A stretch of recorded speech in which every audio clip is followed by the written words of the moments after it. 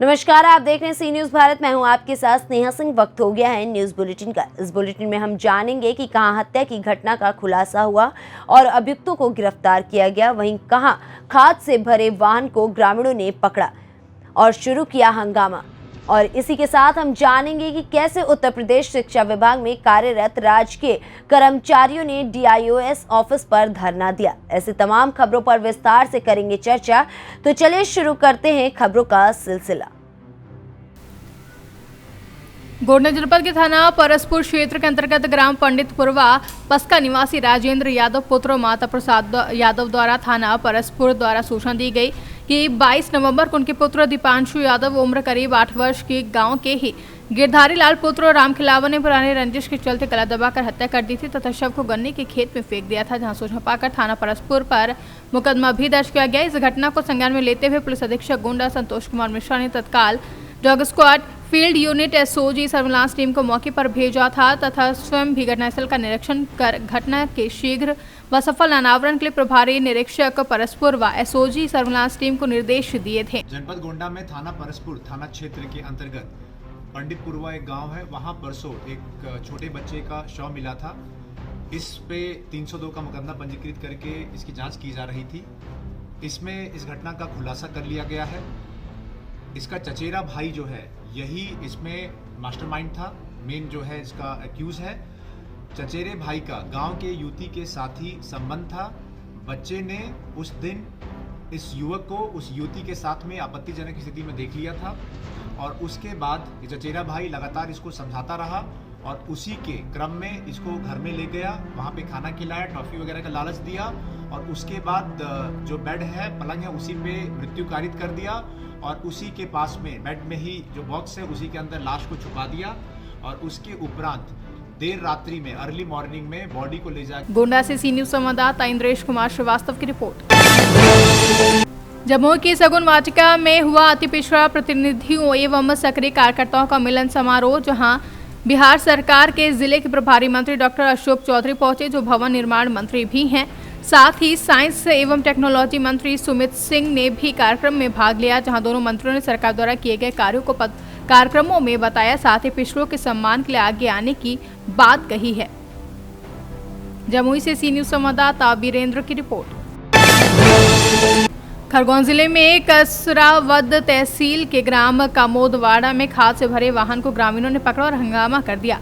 इसी बीच सहकारी संस्था का रिकॉर्ड भी चोरी चला गया, जिससे हड़कंप मच गया है, जहां ग्रामीणों का आरोप है कि सरकारी समिति के माध्यम से किसानों को दिए जाने वाले खाद की कालाबाजारी की जा रही थी, जिसे उन्होंने पकड़ा है। साथ ही किसानों ने बताया कि परमिट के आधार पर दिन में खाद की डिलीवरी देते हैं, जबकि सेल्समैन रात के समय कालाबाजारी कर रहे थे, जिसे पकड़ा गया है। वहीं शाखा प्रबंधक ने बताया कि उन्हें मामले की जानकारी नहीं है और पुलिस जाँच रिपोर्ट के आधार पर वैधानिक कार्रवाई करेगी। ये जो समिति में आपने रात के वक्त गाड़ी में खाद भरा था, ये आपको परमिशन है क्या रात में बेचने की? रात में परमिट बने हुए थे, गाड़ी लेट हो गई थी, इस कारण उन्होंने खाद निकाला। परमिट पहले से बना ले गए थे, खाते पलटाए थे मैंने 1.5 लाख सिल्लक भर के और उसके बाद में परमिट बना दिया। तो गाड़ी वाला आने में लेट हो गया तो 7 बजे समथिंग में। वो व्यक्ति कहाँ का था जिसका माल है? खाद मेरे घर के खाते थे। तुम्हारे घर का खाद था? अंकल का था। और तो आप ये काम दिन में भी कर सकते थे आप? वो गाड़ी वाला लेट हो गया इसलिए खाली। नहीं, ये नियम सबके लिए, आपके लिए क्या? हाँ। आप नियम तोड़ सकते हैं? नहीं। फिर कोई किसान आता है तो आप 5 बजे बाद भगा देते हैं, तो मतलब आपके लिए नियम नहीं है? नहीं है ना। तो फिर ये कैसी गाड़ी भरी आपने? वो गाड़ी वाला लेट हो गया था, तो गाड़ी को सुबह में भी भर सकते थे ना। वो गाड़ी वाला भाई, लोगों का तो ये कहना है कि आपने गाड़ी भर के 2 नंबर में बेच रहे थे। क्या कहना पड़ रहा है आपका? नहीं, परमिट मैंने 3 खाते पलटाए। ये कमोदवाड़ा समिति में जो खाद की कालाबाजारी हो रही है और चोरी रात में हो रही है, खाद की चोरी हो रही है, डॉक्यूमेंट्री की चोरी हो रही है। और इसी को हमारे द्वारा तो बिल्कुल इनको सख्त निर्देश देते हैं। डेली खाद का रिकॉर्ड की रिपोर्टिंग करते हैं कि अपने पास कितना खाद था, कितना आया, और डेली हमारी रिपोर्ट जाती है। मैं डेली चेक करता था, लेकिन ये जो रात की जो घटना है इसके लिए मैं भी बहुत इसमें हूँ कि ऐसा इन्होंने कैसा किया। अभी मेरे को इसका पता नहीं था। जब मेरे को यहाँ से रात को फ़ोन गया कि आपकी सोसाइटी में 7 बजे 7:30 बजे गाड़ी खाद की लोड हो रही है। तो मैंने वैसे ही तत्काल अपने कर्मचारी को फ़ोन लगाया कि भैया ये रात में गाड़ी क्यों भर रहा है। तो उसने मेरे को फ़ोन पे आप चाहें तो कॉल रिकॉर्डिंग भी देख सकते हैं मेरी। मैंने उसको ये बोला कि आपने को रात में खाद नहीं निकालना है, जैसी गाड़ी तूने भरी वैसी खाली कर दे और उसको सुबह निकाल लेना। वो बोल रहा है कि बोले मेरा परमिट का है। तो मैंने कहा ठीक है, परमिट का है, लीगल है, कोई दिक्कत नहीं, लेकिन उसका हम कल उसको देख के और कल निकाल दें। ऐसा मैंने उसको लोगों का आरोप है उसके बाद में डॉक्यूमेंट्स भी चोरी हुए। हाँ, उसी के बाद में ही डॉक्यूमेंट चोरी हुए। ग्रामीणों की शिकायत है कि खाद 2 नंबर में निकाला जा रहा था। भाई ये हंगामा क्यों हो रहा है, क्या ये कमोदवाड़ा में क्या मामला हो गया है समिति में? सर जी, रात को 8 साढ़े 8 बजे ये लवकुश, रात की बात है, रात की 8:30 बजे, 8 साढ़े 8 बजे की। लवकुश कौन है? लवकुश कर्मचारी, यह समिति का कर्मचारी। कर्मचारी। हाँ, क्या किया इसने? ये 48 बोरी खाद भर के ले जा रहा था। कहाँ ले जा रहा था? ये अब कहाँ ले जा रहा था, तिरगांव की बोल रहा था, पर ये कहाँ ले जा रहा था ये तो नहीं पता, अपनी तिरगांव की बोला था इसने। और वो बाहर गाड़ी गई तो कुछ लोगों ने इनको देखा, वो गाड़ी को वापस करवाई और इसका खाद यहाँ खाली करवाया। तो ये बोलता है इतने में भी 60-70 जन आ गए, हम सब आ गए और यहाँ इसको पूछा तो ये बोले कि मेरा परमिट बना हुआ है तो मैं ले जा रहा हूँ। तो हमने पूछा भाई तू कल दिन नहीं होंगेगा क्या, तू रात में ले जा रहा 8:30 बजे, तू कर्मचारी है? बोले मेरा परमिट बना हुआ है। तो परमिट बना फिर कल तुम तो कल भी ले जा सकता ना, क्यों? ये काम दिन का है ना? ये दिन का काम है क्या? सर, ये जो कमोदवाड़ा समिति में रात के वक्त खाद आपके कर्मचारी द्वारा निकाल के ले जाया जा रहा था, इस पे आप क्या कहना चाहेंगे? मैनेजर से पूछा कि वो बता रहा था कि बोले जो किसानों को परमिट बने थे किरगांव के, उनका खाद ले गया। तब मैं उसकी जांच करके बताऊँ। सर, तो ये रात में समिति चालू रहती है क्या? 5 बजे बाद तो बंद हो जाती है, फिर रात में कैसे भर रहा है ये? मैनेजर बता रहा था खाद गोडाउन जिसके पास है वो अपना खाद उसको निकलवा के दे रहा था। वो तो ये घर पहुंच सेवा भी है क्या इसमें? वो किसान ही ले जा रहे थे। किसान ले जा रहे थे? किसान कहाँ ले जा रहा? अच्छा, किसान बोल रहे कि किसान बताना था नहीं उसने। अब वो जांच में पता चल पाएगा, कुछ जांच में पता चलेगा। इसमें जैसे कोई किसान आ जाता है 5 बजे के बाद लेने, तो आप मना कर देते हैं, और ये 5 बजे बाद 8 बजे रात को गाड़ी भर रहा है, तो इसमें संशय का विषय है, इसमें क्या कहेंगे आप? वो तब रिकॉर्ड देखने के बाद ही पता चलेगा कि आखिर किसका खाद था, क्या था। खरगोन से सी न्यूज संवाददाता प्रकाश प्रजापति की रिपोर्ट। प्रयागराज के जसरा रेलवे फाटक उस समय टूट गया जब फाटक बंद किया जा रहा था। उसी समय 12 की तरफ से आ रहे तेज रफ्तार ट्रैक्टर फाटक को तोड़ते हुए निकल गया। वहां से पता चला कि केविन मैन तत्काल मौके पर पहुंचकर उसे रोक लिया था और जीआरपी नैनी को सूचना दी, जहां मौके पर पहुंचे जीआरपी ने रेलवे अधिनियम के तहत मुकदमा दर्ज कर कार्रवाई कर दी है।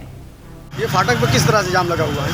ये जो है फाटक जो है बंद हो रहा था, उस समय जो है एक महिंद्रा ट्रैक्टर निकल रहा था जो है बीच में फंसा हुआ था, उसे निकालने के चक्कर में जो है फाटक जो है तोड़ दिया गया है, टूट गया जो है, इस कारण से जाम लगा हुआ है।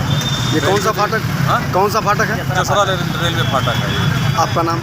मेरा नाम मान सिंह पटेल है, मैं चितौरी का पूर्व प्रधान हूँ। प्रयागराज से सी न्यूज संवाददाता राकेश पटेल की रिपोर्ट।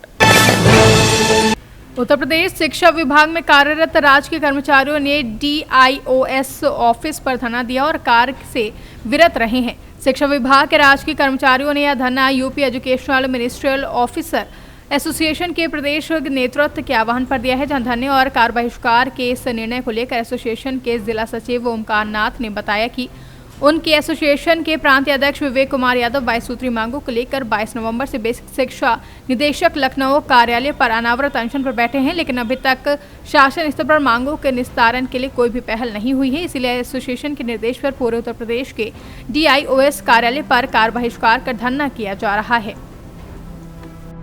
आप लोगों ने जो कार्य बहिष्कार किया हुआ है, आप लोगों की मांगें क्या हैं? किन मांगों को लेकर के आज आप कार्य बहिष्कार कर रहे हैं? जी, आज UP educational ministerial officers association प्रांतीय कार्यकारिणी के हमारे प्रांतीय अध्यक्ष श्री विवेक यादव जी विभिन्न 22 सूत्री मांगों को लेकर के दिनांक 22 नवंबर से ही शिक्षा निदेशक बेसिक के कार्यालय पर आमरण अनशन पर बैठे हुए हैं।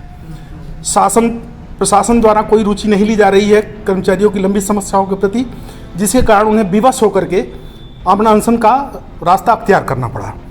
वो 4 दिन से आमरण अनशन पे हैं।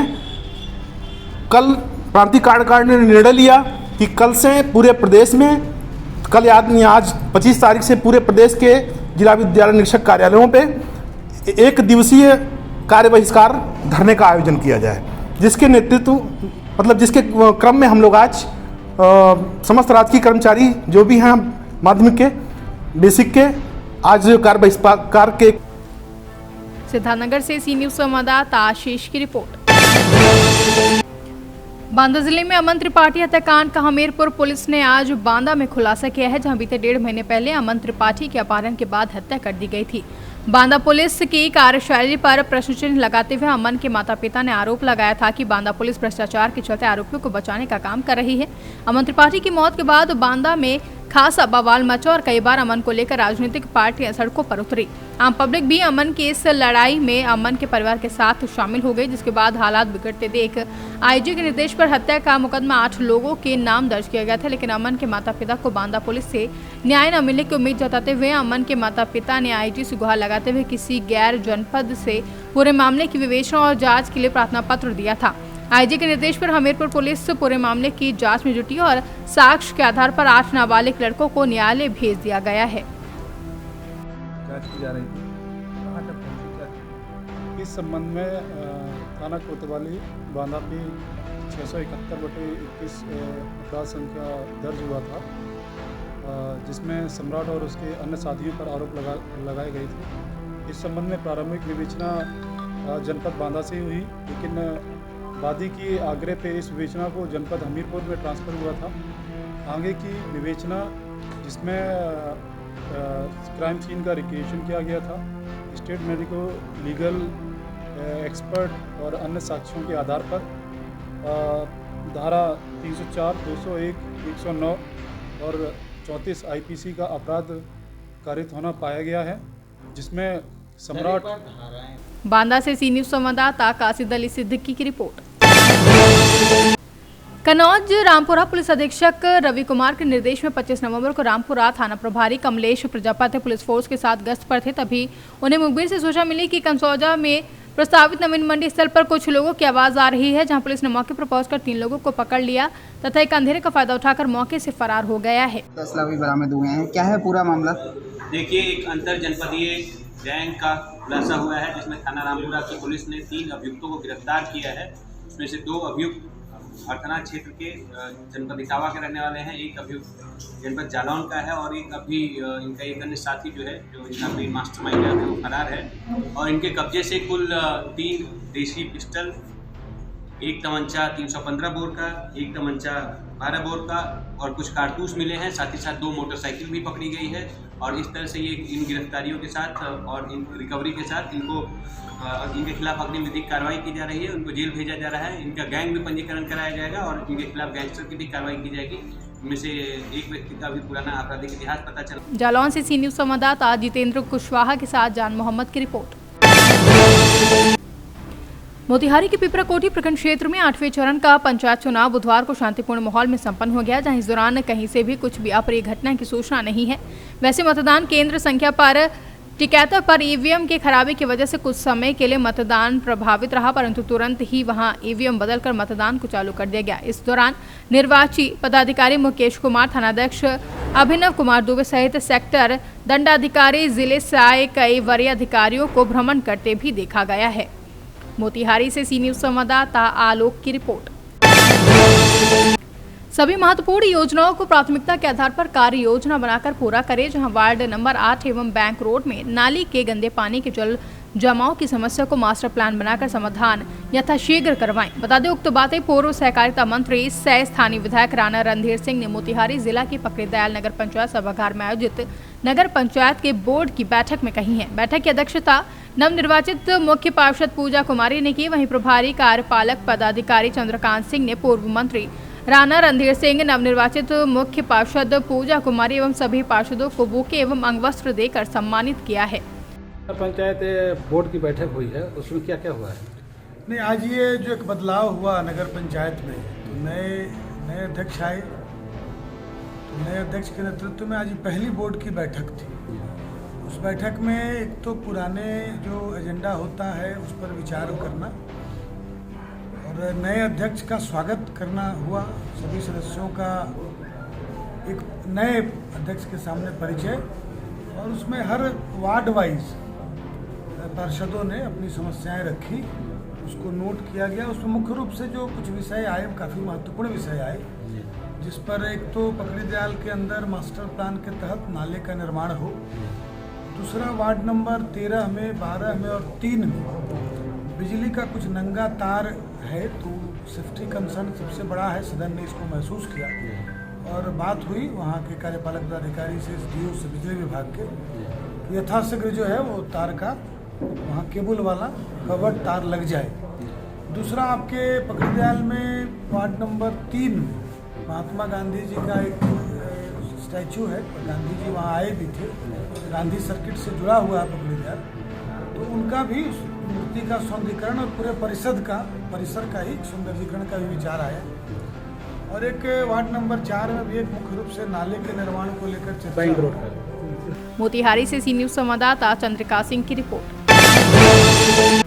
खबर संभल से है, जहां कस्तूरबा गांधी बालिका विद्यालयों में शैक्षणिक व गैर शैक्षणिक स्टाफ के 39 रिक्त पदों पर भर्ती के लिए काउंसलिंग का आयोजन बेसिक शिक्षा कार्यालय के सभागार में किया गया, जहां भर्ती में कुल 465 आवेदनों के सापेक्ष 200 आवेदक भर्ती की काउंसलिंग में बुलाए गए थे, जिसकी आज BSA कार्यालय में काउंसलिंग की गई। काउंसलिंग सुबह 10 बजे से जिला स्तरीय समिति के समक्ष प्रारंभ हुई, जहां जनपद के 10 कस्तूरबा गांधी बालिका विद्यालयों में शैक्षणिक व गैर शैक्षणिक 39 रिक्त पदों पर भर्ती के लिए काउंसलिंग की प्रक्रिया पूरी की गई है, जिनमें 39 रिक्त पदों में शैक्षणिक स्टाफ में 19 पूर्णकालीन व अंशकालीन शिक्षिका तथा गैर शैक्षणिक स्टाफ में 1 लेखाकार, 2 मुख्य रसोइया, 6 सहायक रसोइया, 1 चपरासी, 1 चौकीदार के रिक्त पद पर शामिल किया गया है।